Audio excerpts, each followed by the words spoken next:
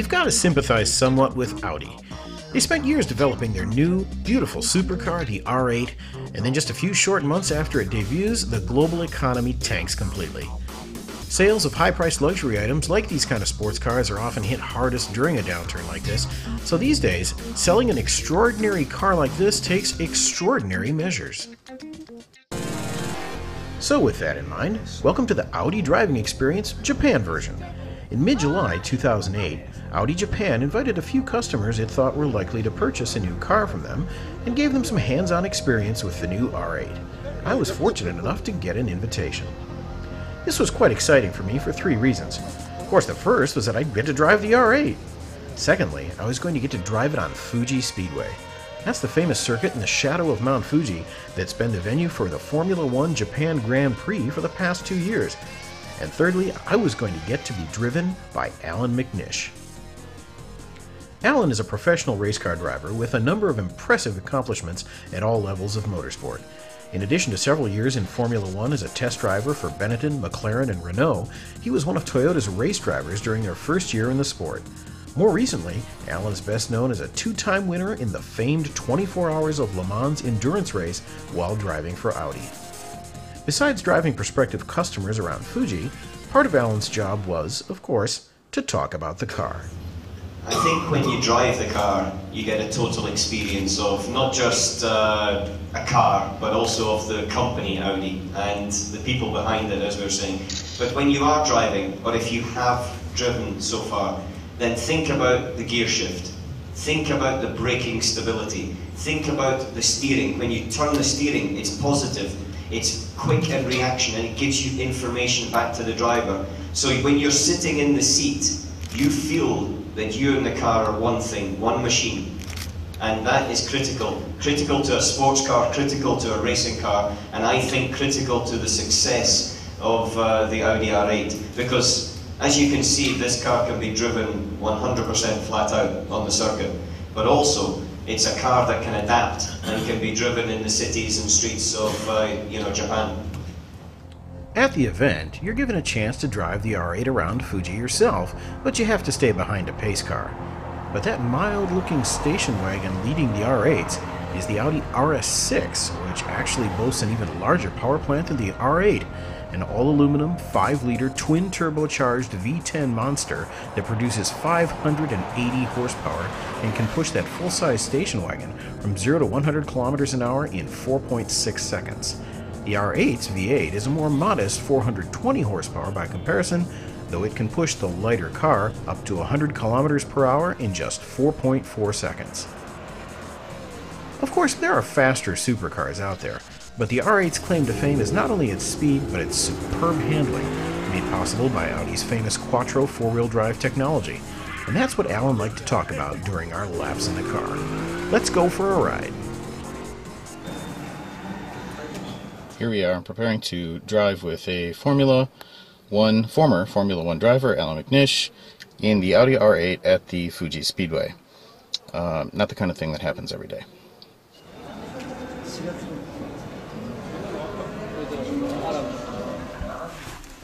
Hello?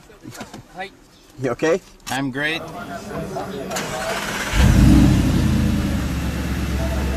Two first things that we're going to do is switch off ESP Alright. and put it into sports mode in the gearbox. The ESP, in reality, when it's on, doesn't come in that often. Right. Because the balance is actually pretty good as standard. And it's more just the last few percent when you're really on the limit that it works. But for the circuit for what we're going to do today, we switch it off. On the road though, I always leave it on in the street. So just because you're a professional driver doesn't mean you're always... No, it's like an extra insurance policy as far as I'm concerned. I never know the day that I'll need it, but I'm glad it's there when it does. First corner. Second gear, in.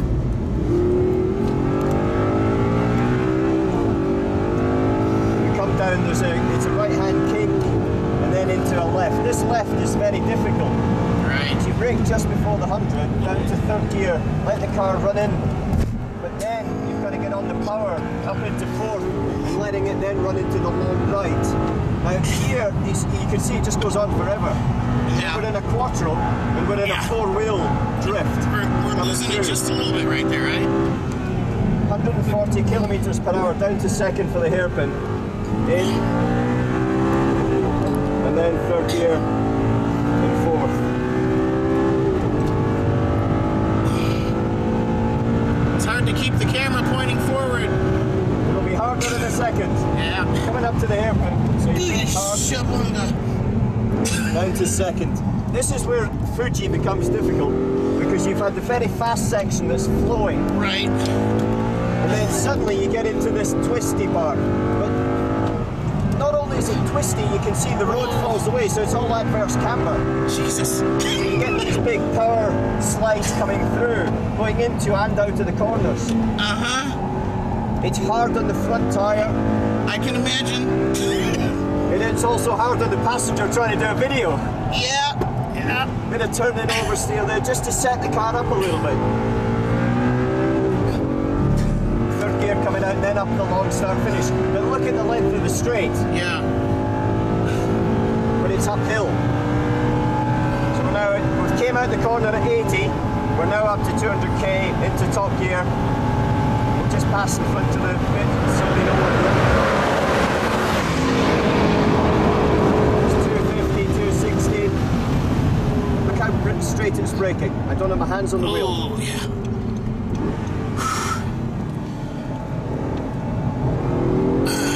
Round the hairpin.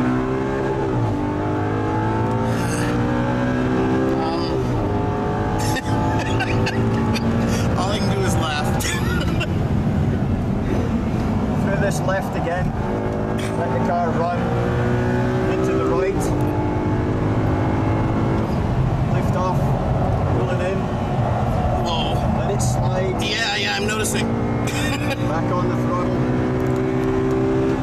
Brake and down to second for the hairpin. Don't touch the curb but get close. Get on the power. Rear kicks round, just helps it on its way. I'm going to switch sports gearbox off for a second. Alright. Feel how soft the change is now for the fourth to fifth. Yeah, it's a lot lighter. Much softer. Obviously a little bit slower when you're on standard gearbox, but it's good adaptation for standard driving.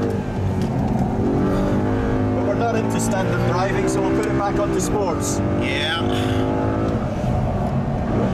Down to second, let the car run in. Here we use the quattro actually to pull it up over the top of the hill, let the front wheels drive. There's a 60-40 split, so the rear tyres have got 60% Right. of the traction and the front's 40. And with that you can get some nice power oversteers if you wish, but also if you get back on the gas, Right. then the front of the car just floats out the corner. That's 9 kilometers We of just Fuji did. Raceway. Well, that was, well, I was prepared, but that was a little bit more than I was prepared for. Are you talking about the lap or are you talking about the car? A little bit of everything, I think. And your masterful control of the car and the power slides is frankly scary. To be honest, the car does the majority of the work. As you Right. can see, I was able to concentrate enough to do that, but also to be able to talk to you and tell you what was going to happen, because I knew what the car was going to tell me to do. Yeah, that's probably the scariest part, is how good you are. But hey, that's what you do for a living, so.